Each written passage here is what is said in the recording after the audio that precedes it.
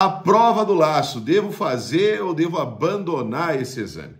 Veja, a gente tem sempre que pensar na evolução do coagulograma. Os alunos que entram no curso Hemoclés HC, uma das preocupações que a gente tem é justamente com que eles consigam fazer a adequação do coagulograma, fazer o novo coagulograma, porque existem exames que já não tem sentido continuarem no coagulograma devido a novos exames que devem entrar e devem fazer parte desses exames para avaliar a hemostasia do paciente.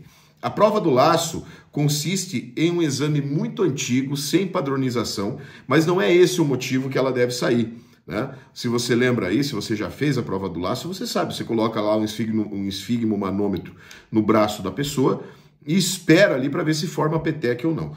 Por que essa petequia formaria? Porque você tem a hemostasia de superfície sendo feita principalmente por agregação plaquetária. E a principal alteração da prova do laço, ou seja, a prova do laço existiu ou ela veio à tona para identificar situações onde o paciente tenha baixa da contagem de plaqueta, tem uma diminuição no número total de plaquetas. Então, o que acontece? Quando você tem um paciente com dengue, por exemplo, a prova do laço era indicada para que o paciente fizesse esse teste, também em alguns lugares se chama teste do torniquete, né? Você coloca o esfigmomanômetro ali, aperta o braço do paciente e vê se forma petequia. Se formou petequia é porque ele tem plaqueta baixa.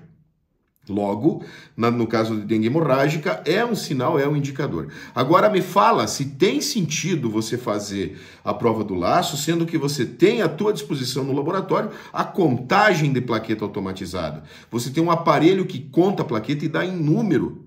Então isso é muito mais específico, é muito melhor, mais padronizado do que você fazer a prova do laço, também chamado de teste de fragilidade capilar, agora também lembrei desse outro nome. Então, quando você tem essa situação de fazer a prova do laço no laboratório, você deve substituir isso pela contagem de plaqueta. E é por isso que a contagem de plaqueta deve entrar no coagulograma. A gente falou aí em um material passado sobre o tempo de coagulação, por que ele deve sair, né? Por quê? Porque ele avalia a hemostasia como um todo. E hoje nós temos novos exames melhores que vão avaliar a hemostasia de acordo com suas vias. E nesse contexto, a contagem de plaqueta é um exame que deve entrar no coagulograma. E claro, você não deve mais fazer a prova do laço no laboratório. Algumas situações até...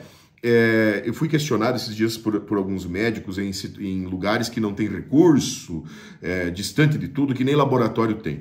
Nessas situações até vá, mas não o laboratório fazer a prova do laço. Alguns médicos fazem isso no consultório. Por quê? Porque não tem acesso a exames, não tem acesso, talvez, a uma contagem de plaqueta fidedigna em algumas situações. Aí você tem aí uma aplicação da prova do laço que até seria aceitável nessas situações. Mas dentro do laboratório de análises clínicas, não é admissível que você faça a prova do laço, sendo que você tem a contagem de plaqueta para fazer a avaliação justamente das plaquetas, que é o que a prova do laço faz. Então, só resumindo o nosso material aqui, o que você tem? A prova do laço é um exame que você vai exercer uma pressão hemostática no braço do paciente. Se ele tiver com plaqueta baixa, vai induzir a formação de petequias. E aí você avalia como prova do laço positiva, o teste de fragilidade capilar positivo. Nessa situação, por que você vai fazer um teste indireto se você pode fazer diretamente a contagem de plaqueta?